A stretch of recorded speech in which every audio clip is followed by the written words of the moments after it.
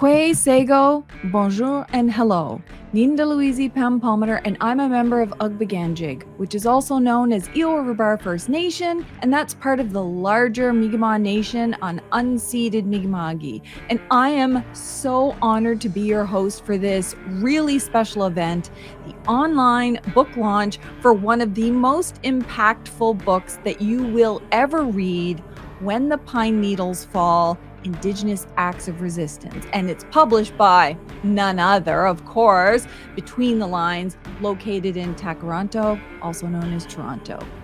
We also have with us today, especially the authors of this book. So exciting. I mean, can't believe I get to do this.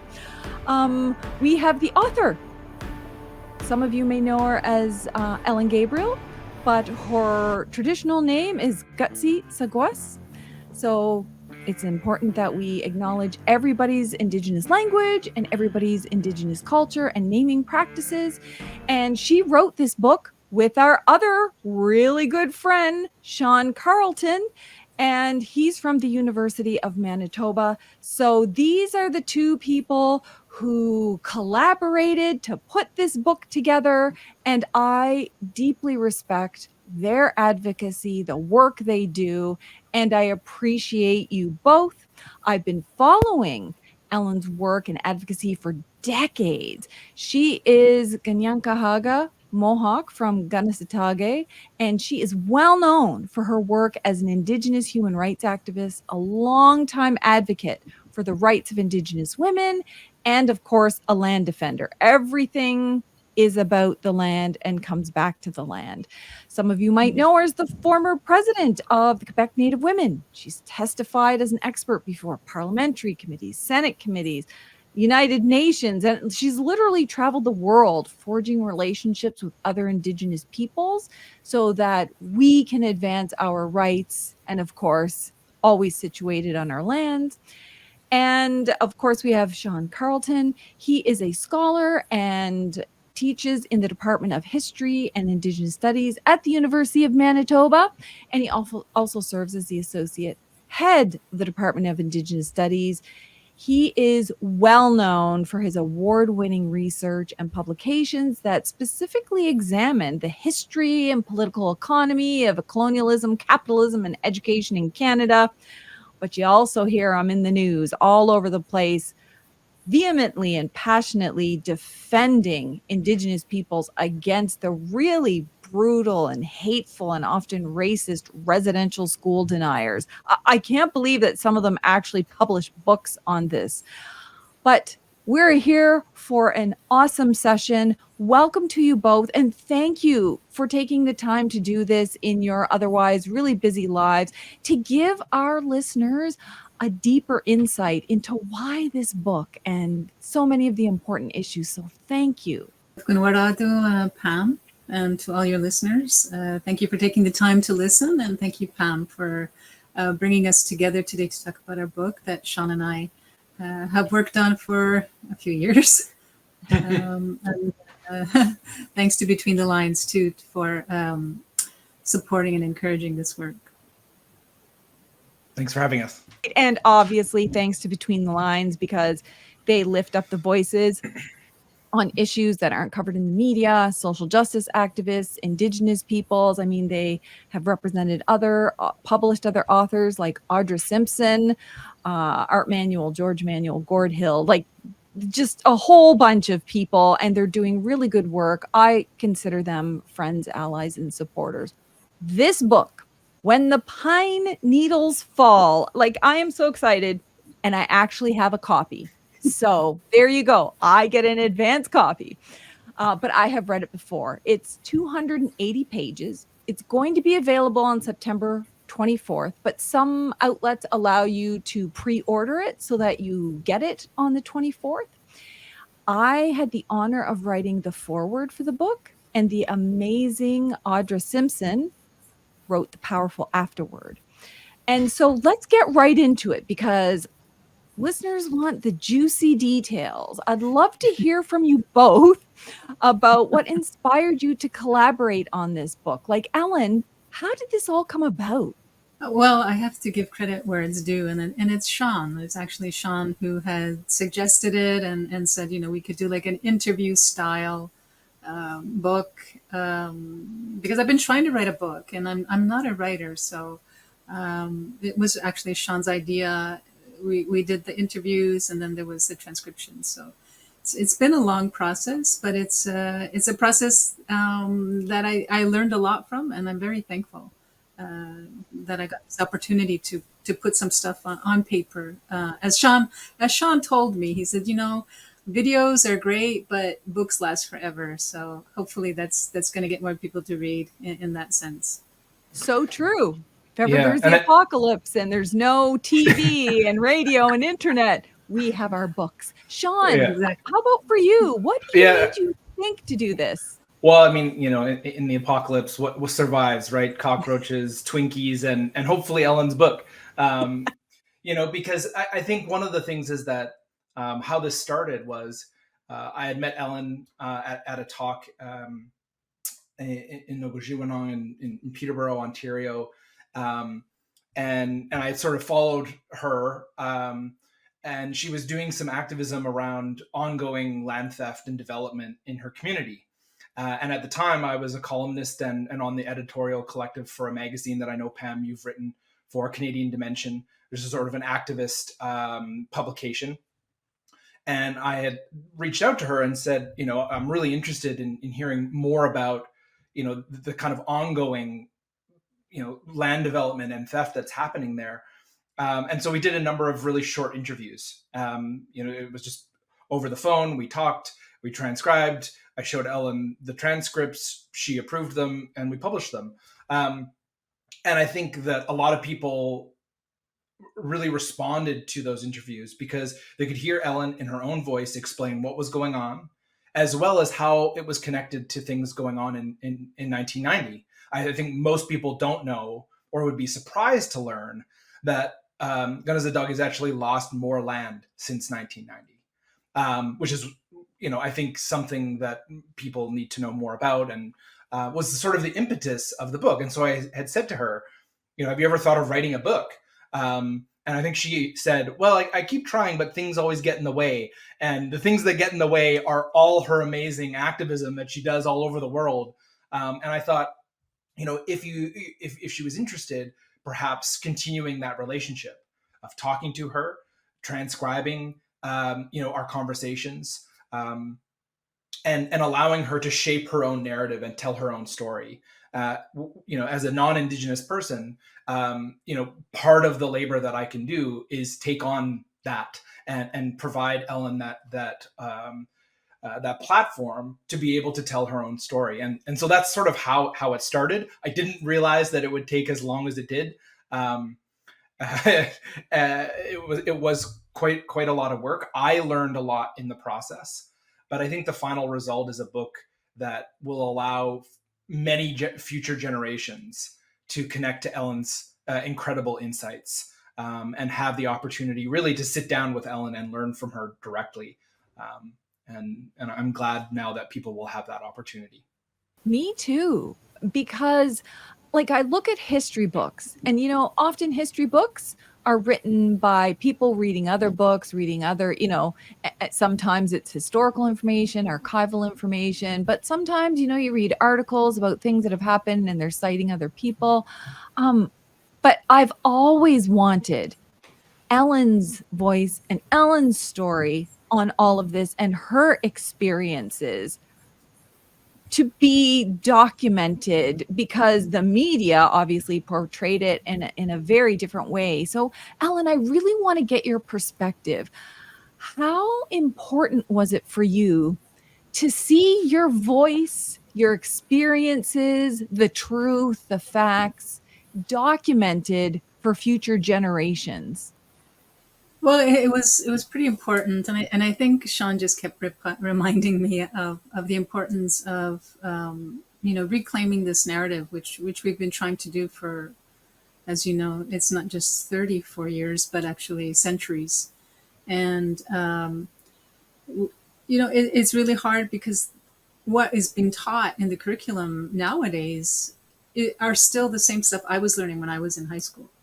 So it's a really important message for me to try and encourage Indigenous youth to learn their history, to learn their culture, to have a solid foundation when they're advocating for themselves and their community, that it's something that we pass on. This is part of who we are, right? As Indigenous people, is to transmit that knowledge. And even within our own communities, there is a misunderstanding and misconception about what happened in 1990, the issue of Indigenous peoples, some of the challenges and the resistance that we're facing from the settler colonizer, which we persist to still advocate for ourselves and try and maintain some sort of level of peace with the neighboring communities, with the people, the settlers that we're living amongst. And so hopefully this will get people to start writing and changing the curriculum that has plagued our communities and promoted those stereotypes that we continue to see today. And as you had mentioned, the Indian residential school denialists, after all the reports, after all the painful testimonies of those survivors, to be dismissed simply because there are people who are afraid of the truth. And so I wanted to tell their truth from my perspective. Another thing that was really important that came shaped why I wanted to work with Ellen on this project is that I was teaching a course about the Mohawk resistance in 1990. That struck me was that you could find books by journalists, memoirs by politicians like John Chiacha, Tom Siddon, and others, but to have a full explanation from someone like Ellen in their own words, it was very difficult, right? And so I thought that part of correcting that is offering Ellen the opportunity to collaborate to change that, so that teachers now have the ability to use this book and teach people, integrate it into the curriculum, and not rely only on the accounts of others. Exactly. And for me as a professor, I think of a book like this, how important it is to get away from, when people do teach it, they're talking about the Oka crisis as if, and in some kind of alleged balanced way, and trying to make it all seem very neutral, when in fact what we're talking about, and some of the younger students in my class never even heard of it, and if they did, it's like all Oka crisis. But when you understand that it was literally the siege of Mohawk community and Mohawk territory, who were trying to protect the territory, it makes people see it from a very different perspective. And this is a tool that's going to be so helpful. And the other thing I wanted to ask you about, Ellen, is that, sometimes when people do hear about it, it's often glorified as if it was a very great thing. Now, it did impact me. It's how I learned about you and followed your work, and it inspired me, the resistance part of it. But I think the kind of untold stories that are in here are the pain, the trauma of it all. What were the after effects? Can you just speak to that, of like why it was important to put that in there so that people know this had like long lasting impacts? It didn't just end that summer. No, and it was quite a long time before we actually felt like we had gone back to a semblance of normal. The trauma, I think people tend to look at the Kanehsatà siege, the Kahnawà siege of 1990, because I don't call it the Oka crisis, because Oka caused the crisis, and Oka is Kanehsatà. And so that's one of the things that I wanted people to learn is we have been pushed for over 300 years. We've been squeezed into smaller tracts of land. And the resistance was all about trying to get the government to sit and negotiate with us in good faith, and they didn't. Instead, they shot at us, they denied us our basic human rights. And so I wanted people to learn and to understand that we are human beings. We're not objects. We feel things. The trauma of being shot at, the trauma of seeing tanks, Canadian soldiers, policemen, the whole thing about the racism, calling us savages, these things hurt us. And, I think that we're still reeling today from 1990 because we are being punished for discrediting Canada's stellar reputation as a human rights advocate. And trauma takes a long time to heal. And I think the media just saw us as, this is the new sensational story that they can sell. So trauma, I think, to humanize us, because we were so dehumanized in 1990 and afterwards, and still today.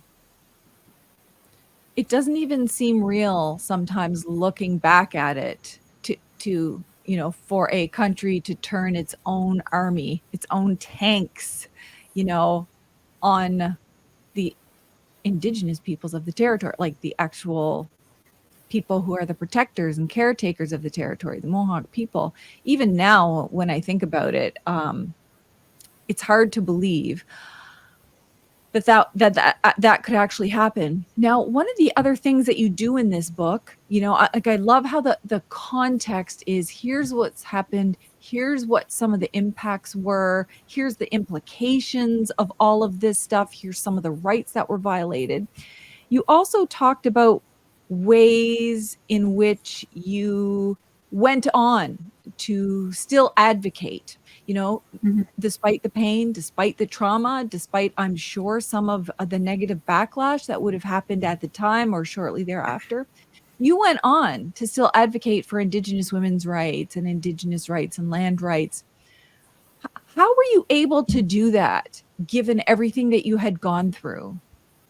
I have a good family that supported me and encouraged me, and I had really good elders. There's an elder from my community who I mentioned in the book, Walter David Sr. He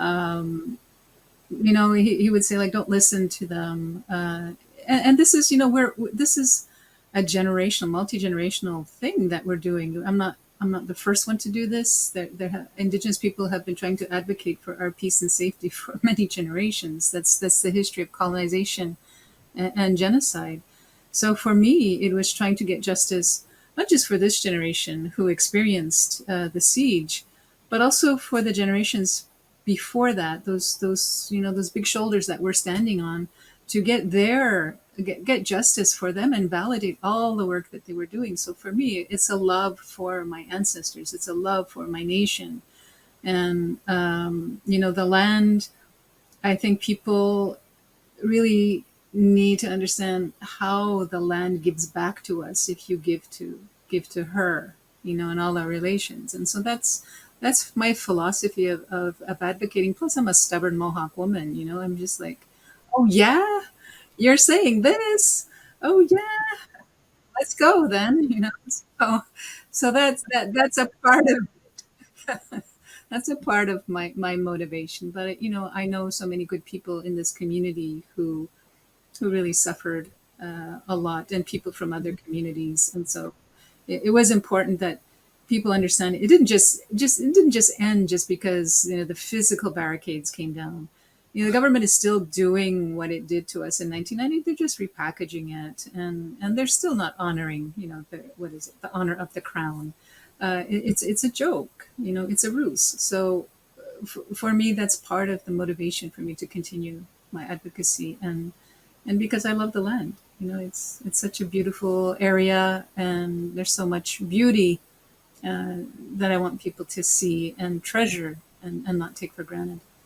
So important. And what I like about this book is that you start out talking about the land as our teacher at the very beginning, and then you come all the way full circle, all of these events, what happened, the work that you've done, people that have impacted you, and you circle right back around to the end of the book, which is living for the land.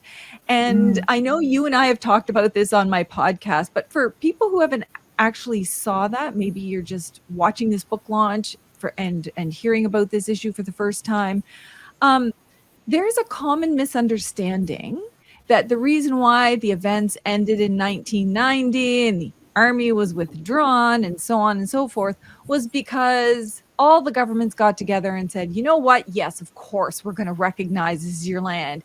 Here's your land back. You've got it now. We recognize you're the caretakers. And that was the resolution. I still have students saying, well, I don't understand the big deal. Didn't they just get all their land back? Can you just speak to that a little bit? Because I think, I mean, that's addressed in this book, but I would like you to address it here as well. Yeah, it's a really good question. The government of Canada paid $1 for this for our burial ground, our cemetery, to the municipality of Oka, who claimed it. And that, like, this cemetery, I'm not sure how old it is, but there's many generations in there before my grandmother's time, even. That was one part, which was like almost an insult when John Chacha told us that. And the pines that were slated for condominiums and the expansion of the Oka Golf Club, which was private at the time, is for our use and benefit. So we're going back to the Indian Act that doesn't really recognize our rights, our title rights, unless we go to the courts, right? Even though we have Supreme Court decisions that recognize Aboriginal title, but we still have to go to the courts. And because we have so much divisions in the community, it was really easy for the government to keep it the status quo and just say, like, this is the boundaries of Kanehsatà, when for us, Oka Park is part of our traditional settlement. All the municipalities that are around us, that is part of Kanien'kehá territory. And so the government was just placating the public. We were harassed for years by the police. And we never really recovered. I don't think that we've recovered from such a dehumanizing experience and trauma. And people have healed their trauma, but there's always the stark reminder when we look around us at how the land is being destroyed by our own people, by other invisible hands, and how the government is colluding to create this sort of situation where they are the ones who will decide, not us, and they are the ones who will say, this is for your use and benefit, and everything else you can't touch. Even though they say that they recognize our rights, and it's not. I don't think the Constitution Act of 1982 goes further enough, but we're still fighting. We're still fighting for the rights to our land. And we're supposed to be happy with the crumbs that the government gives to us. And we live in a francophone province that Canada is afraid of leaving the Confederacy. So they really kowtow to Quebec a lot, and at our expense, the expense of our rights. It's incredible to think about. And it's another reason why this book is so important, the context. Now, Sean, I have a question for you, but I want to read this praise, because praise is already pouring in. For those of us who got to have a draft of it or got the book ahead of time so that we would be able to comment on it, literally people can't say enough about this. So one of the people who offered praise is Ned Blackhawk. He's a Western Shoshone author. He wrote Rediscovering America. His praise for the book is really profound. He said, "When the Pine Needles Fall is a remarkable and revelatory account of the 1990 siege of Kanehsatà and Kanehsatà, when provincial, municipal, and national armed forces targeted these Mohawk communities. It is one of the best firsthand accounts of Indigenous activism that I have ever read, relayed in moving and extraordinary form. It's an essential addition to contemporary First Nations history and the growing field of Indigenous studies." Now, the reason why I wanted to read that, Sean, is because of all of this residential school denialism, right? This didn't happen, or if it did, it was all good. How do you think this book is going to change the facts of the matter? Because I think we've gotten away from fact-based reporting. Everything is just personal opinion reporting. Even history gets interpreted. Politicians reinterpret things. They talk about reconciliation when clearly there's still land issues for Mohawk people. How important is it to I mean, this is literally the official spokesperson during this siege. It's in Ellen's words, Ellen's experiences. It's the facts, not interpreted. It's raw facts. How important is that to counter all of the people who would try to sell us a bill of goods that's completely false? Yeah, well, I mean, first, many thanks to Ned. The very, very kind words from such a well-renowned historian and Indigenous studies scholar. So thanks for that.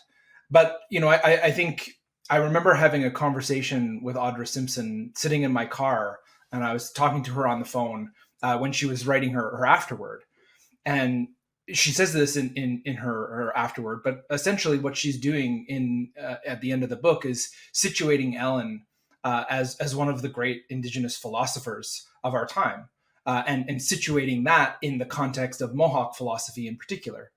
Ellen, I think, kind of gets pegged, as living only in the context or the box of 1990, when in reality, as she does eloquently in the book, is explain how her actions during that summer were connected to this longer 300-year struggle, and that her life since has been animated by this love, as she said, for the land, for her nation, for her language, and how all of these things are interconnected into trying to make the world a better place. And I think, as Ned is saying, we rarely have that firsthand account as clearly and as eloquently as Ellen explains.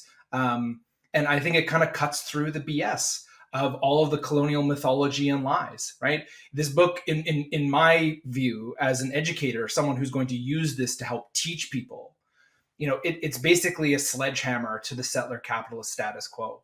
In Ellen's own words, she just at every turn, she just dismantles all of the BS in easily understandable language, and it's a gift. As she explains in the book, her role as the spokesperson, kind of came about because of her language skills. Wasn't necessarily something she sought out, but I mean, I think in many ways she's a spokesperson not just for that event, but she's a spokesperson that we need to be listening to today if we want to end climate extractivism, right? That is threatening our existence. If we want to challenge capitalism and colonial dispossession, Ellen has many teachings for us. Her life is riddled with all of these incredible lessons. It's just that because of the power structures of who often gets the opportunity, right, to talk to media, we don't get to hear that as much. And so this book, I hope, this project, this collaboration, was a way of ensuring that people could connect to those lessons, right? Not everyone has the opportunity to sit down and talk with Ellen, but by reading this book, they can. And not just today, but for future generations. They can go to the library, they can read this book and really embrace and understand her love for the land, for all of the earth, when we are facing such a dire world right now. To me, Ellen has been a light, and I hope that other people will connect to that and be similarly inspired. I think you couldn't have summed it up better. To me, ever since I watched Ellen, she represented her people with grace and love and humility. And she has taken those lessons and that way of representing our people and advocating for our people forward. And I love how this book shows that. Yeah, she is taking a sledgehammer to all of the lies that the media told, and she calls things out directly and honestly and fact-based. But it's always in this context of Ellen's soft, loving, kind way of teaching. And Ellen, I want to read you just a little thing from Leanne Simpson, because, you know, she's the author who wrote many books, Dancing on Our Turtle's Back. And she said that this book is a profound treatise and manifesto chronicling Haudenosaunee resistance. So she's not saying very specifically, oh, this is about Oka or the siege, or like, she's talking about all of the messages in the book. And she said that this is about land theft to people who have been trying to defend their land. And she said it's a must read for anyone concerned with the continuation of life on this planet. Mhm. So when you think about that context, and I want to ask you about this, because this isn't just history book of what happened in 1990. Yes, like all of that stuff is in there, but it really is about this bigger message about the land and what are we doing to take care of the land and life on the planet. Can you speak to what Leanne wrote? Because I totally got that in this book. Yeah, I'm so honored that what both Leanne and Ned wrote about the book, and I have deepest respect for both of them. The I think I'm just going along with, you know, what I've been taught from my elders and how important it is to have, you know, a healthy land means healthy people, and we're supposed to be fighting for, you know, the future generations. I think I really feel like I can't take credit for what I said or what I wrote, because I had such good teachers, and you know, part of it is instinctual. I find that as a kid, this is what I thought, amongst other things. But I feel very humble, and like I don't like the nice words of praise have caught me by surprise, and I feel very humbled by what she said. But yeah, the earth and how we're treating her is really important for our generations to speak up and to do something, because someone did it for us.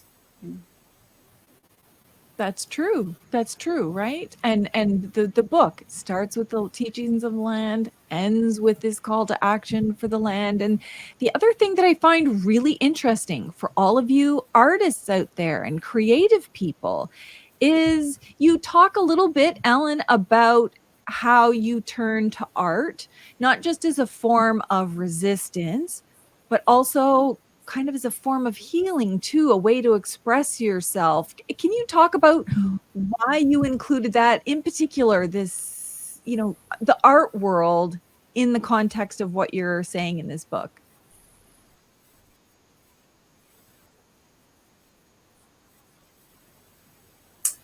Yeah, I think ever since I could hold a pencil, I have wanted to express myself through art, and my parents encouraged me about that.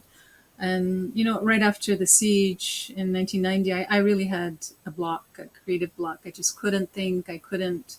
I was never happy with what I painted. I was never happy with what I drew.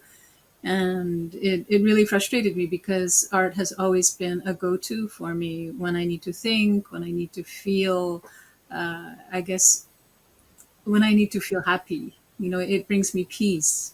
And I'm sure a lot of other creative artists, whether you're in music or you know, painting, drawing, dance, whatever, you need to feel that energy. And there's something about art, for me anyways, where I feel energetic, where I feel peace. And it took me a while after the siege, but I found my footing and creativity again. For me, it's a part of me. It's who I am. So I'm really happy that I'm able to continue doing my art. And you know, I find this is a different form of art, uh, but I'm really happy that I was given these gifts from the Creator to be able to be an artist.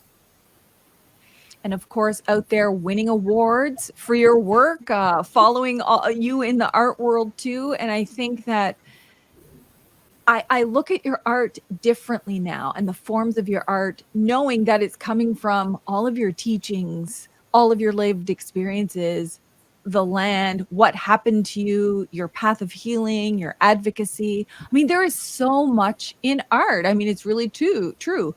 Art is resistance. It is resurgence. It is cultural revitalization. And I think that's a really fundamental part of this book.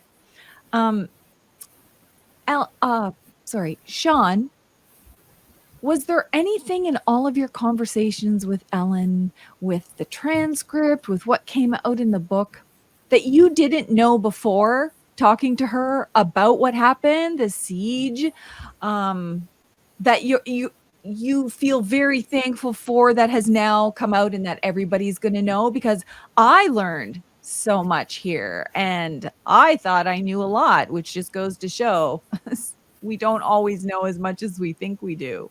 Is there anything in particular that you learned and you're like, I didn't know that? Yeah, basically pages 1 through 280. Everything.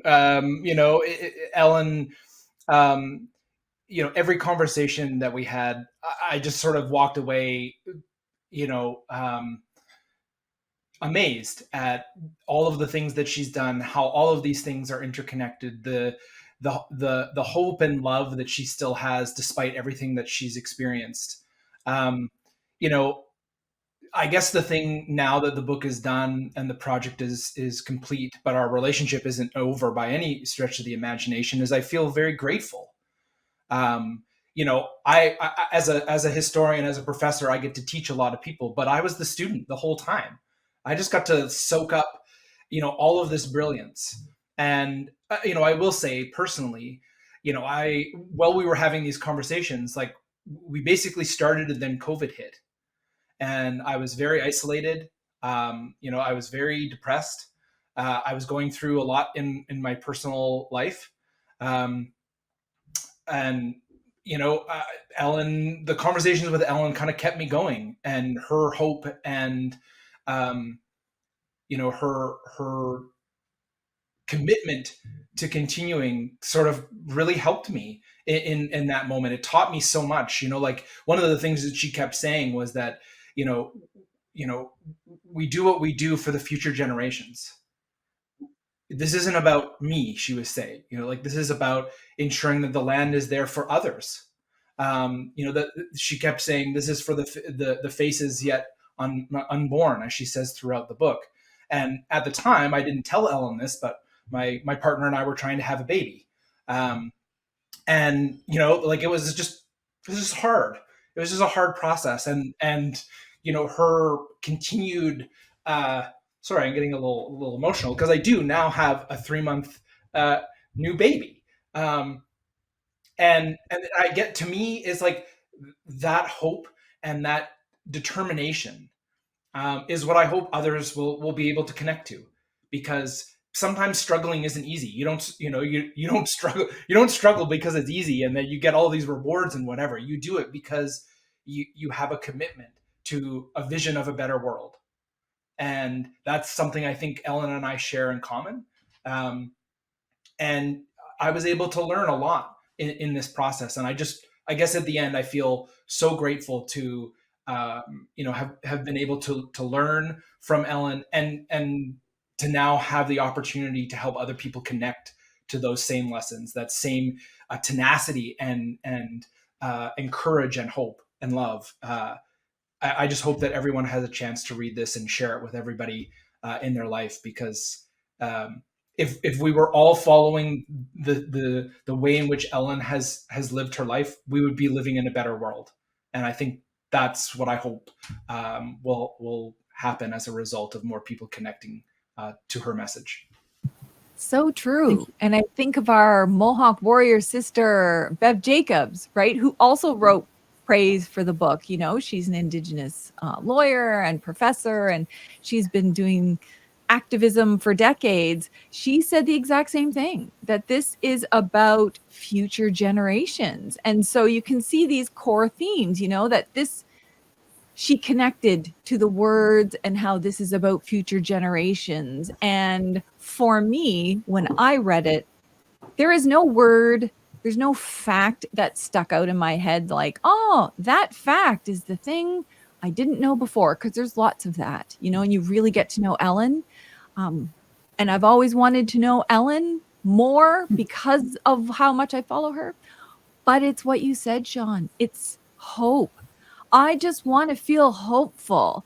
I want to feel like there are other people out there with love and compassion who have dedicated their lives to trying to protect the land and protect the people and live in a good way. And so this, you know, the book of Ellen's hope and future generations and commitment to protecting Mother Earth, I think every reader is going to walk away with that, in addition to knowing the history, you know, because it's like a story that's told of everything that Ellen's gone through and the way she sees the world and some of the teachings. And we don't always get that. Not everybody has been able to work with an elder. Not everybody was raised in their community. They might not have these teachings. So I think this is really important. Ellen, before we round this out, and just to remind everybody that this book, When the Pine Needles Fall, Indigenous Acts of Resistance, published by Between the Lines, and of course you can order online in a wide variety of formats. It'll be coming out on September 24th, but lots of outlets let you pre-order. So make sure you pre-order, and she's going to be going on a book tour, and we'll be sharing those dates and locations. So make sure you go out and support Ellen. But if there was one thing, Ellen, that you wanted people to walk away with coming from this book, what is your hope for them that they will walk away thinking or understanding? That's a really big question, but I think a greater understanding, and I want them to do more research. I want them to do more education. I want them to be part of the solution that we've been talking about, which is freedom and justice for Indigenous peoples who are trying to protect the land, who are fighting, you know, the climate crisis and the impacts of colonization and capitalism. So just to have their minds opened to learn more, I guess. Yeah. So thank you.